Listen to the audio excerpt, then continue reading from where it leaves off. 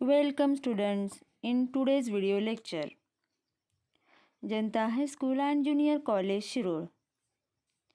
Standard 8th, Subject Maths. Subject teacher is Mrs. Jagdale RR.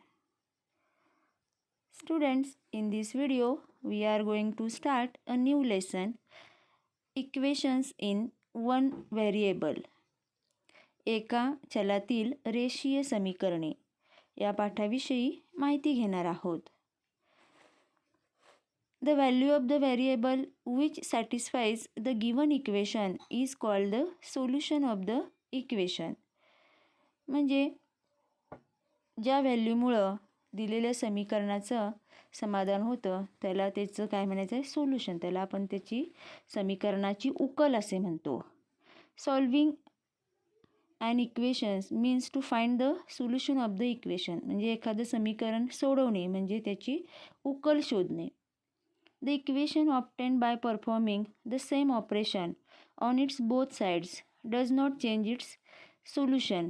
Using this property, we obtain new but simpler equations and solve the given equation.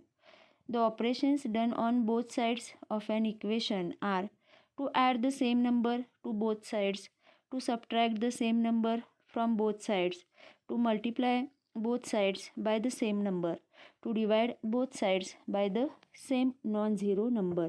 जे एखादं equation solve करण्यासाठी आपण काय करू शकतो, दोन्ही बाजूला सेम नंबर ॲड करू शकतो, दोन्ही बाजूतून सेम नंबर सबट्रॅक्ट करू शकतो, दोन्ही बाजूला सेम नंबरनं मल्टिप्लाय करू शकतो आणि दोन्ही बाजूला सेम नंबरनी डिवाइड करू शकतो. Let's see some examples. See, first equation x plus 4 is equal to 9. आता बघा x plus 4. आता इथे मायनस आणि काय दिलेलं आहे, बॉक्स दिलेला आहे, is equal to 9 minus box. म्हणजे सेम नंबर दोन्ही बाजूनं आपण काय करणार आहोत, सबट्रॅक्ट करणार आहोत. आता इथं प्लस 4 आहे त्यामुळं आपल्याला इथं -4 करायचं आहे दोन्ही बाजूला. इथं जर आपण -4 केलं तर या बाजूला सुद्धा -4 करावं लागेल. जे +4 -4 निघून जाईल त्यामुळे x इज इक्वल टू 9 - 4 किती झालं, हे 5. हे आपल्याला या इक्वेशनचं काय मिळेल, सोल्युशन मिळेल. आता नेक्स्ट एक्झाम्पलमध्ये बघा x/3 इज इक्वल टू 4. आता एक्सला आपण 3 इथं भागलेला आहे त्यामुळं 3 याला गुणल्यानंतर 3 निघून जाणार आहे त्यामुळं दोन्ही बाजूला 3 मल्टिप्लाय करायचं आहे. त्यामुळे x/3 × 3 इज इक्वल टू 4 × 3. आता इथं 3 कॅन्सल होऊन जाईल त्यामुळे x इज इक्वल टू 4 × 3 12.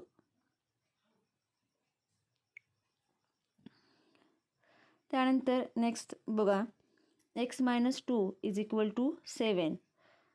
आता इथे -2 आहे त्यामुळे दोन्ही बाजूला जर आपण +2 केलं तर 2 निघून जाणार आहे आणि आपल्याला याचे सोल्युशन मिळणार आहे. x-2 + 2 आणि इकडं इज इक्वल टू 7 + 2. म्हणजे जो नंबर आपण ॲड करणार आहे तो दोन्ही बाजूला करायचा आहे, जो सबट्रॅक्ट करणार आहे तो दोन्ही बाजूला, जो मल्टिप्लाय करणार आहे तो सेम नंबरनं दोन्ही बाजूला करायचा आहे. आता इथे x-2 + 2 0 होईल म्हणजे x इज इक्वल टू 7 + 2 9. त्यानंतर 4x इज इक्वल टू 24. आता इथं आपल्याला 4 जे आहे ते एक्सला गुणाकारामध्ये आहे त्यामुळं आपण हे जर त्याला 4 दोन्ही बाजूला जर डिवाइड केलं तर 4 निघून जाईल. त्यामुळे दोन्ही बाजूला 4 डिवाइड करायचं आहे त्यामुळे इथं 4 निघून जाईल, एक्स शिल्लक राहील आणि 24 ÷ 4. 4 6 24. त्यामुळे x इज इक्वल टू 6 हे आपल्याला याचं सोल्युशन मिळेल. या पद्धतीनं आपण हे इक्वेशन सॉल्व करतोय. Now solution of equations in one variable. While solving an equation, sometimes we have to perform many operations on it. We will learn how to find solutions of such equations. Now we are going to study some examples. Now solve the following equation. 2 into bracket x - 3 is equal to 3/5 into bracket x plus 4. Now we have to multiply both sides by 5. दोन्ही बाजूला 5 न multiply करायचं आहे. जर इथं आपण 5 न multiply केलं तर 5 2 जा 10 इथे येणार आहे आणि याला जर आपण 5 न मल्टिप्लाय केलं तर 5 5 निघून जाईल आणि 3 आहे तसं राहील. 3 इंटू ब्रॅकेट एक्स प्लस 4. आता 10 ब्रॅकेटच्या बाहेर 10 असल्यामुळं 10 ब्रॅकेटमधल्या प्रत्येक पदाला गुणवून घ्यायचं आहे. त्यामुळे काय होणार आहे 10 into X 10x minus 3 into 10 30 is equal to 3x plus 3 4 जा 12. आता हे आपल्याला -30 आहे ते घालवायचे. त्यामुळे दोन्ही बाजूला आपल्याला काय केलं पाहिजे +30 केलं पाहिजे. त्यामुळं ॲडिंग 30 टू बोथ साईड्स दोन्ही बाजूला 30 ॲड करायचे आहेत.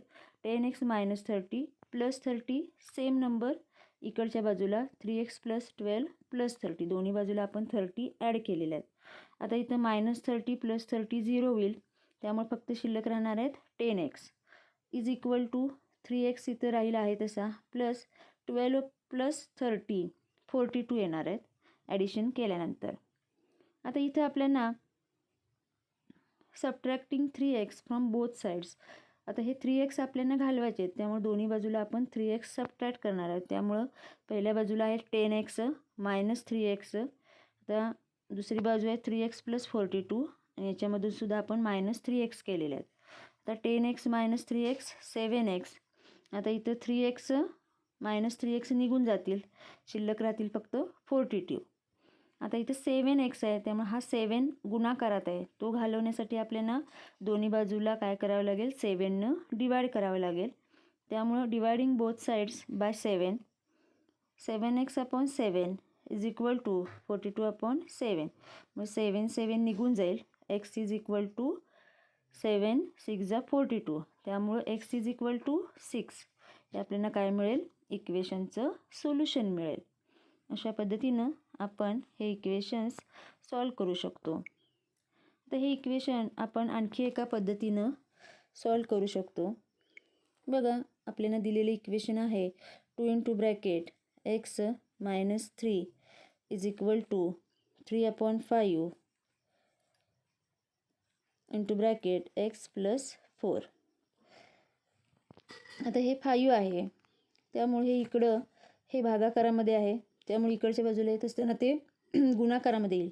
म्हणजे इकडं काय झालं हे 5 2 जा 10 x minus 3 is equal to 3x plus 4. आता गुणाकार करून घेऊया आपण 10x minus 30 is equal to 3x plus 12. आता बघा हे सिमिलर टर्म्स जे आहेत ते एकत्र करायचे आहेत म्हणजे 10x. आता हे बरोबर चिन्हाच्या या बाजूला प्लस 3x आहेत.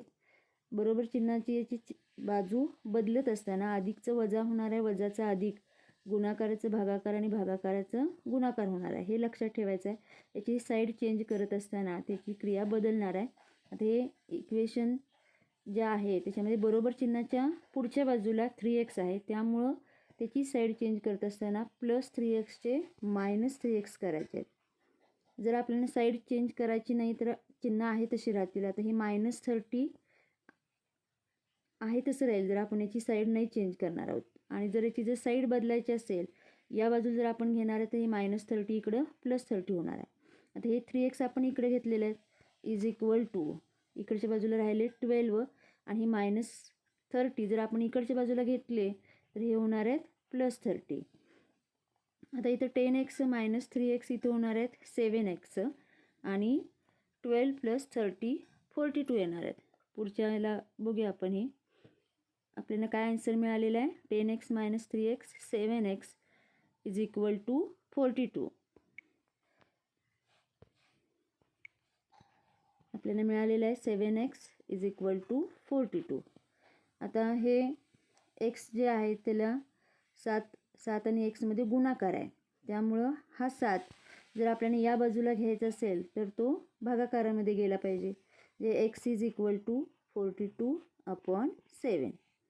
x इज इक्वल टू 7 6 जा 42. त्यामुळे आपल्याला उत्तर दोन्ही पद्धतीनं तेच मिळणार आहे. तुम्हाला जी पद्धत सोपी वाटते त्या पद्धतीनं तुम्ही ते सॉल्व करू शकता. Students, now you have to solve practice set number 12.1 in your notebook. Thank you.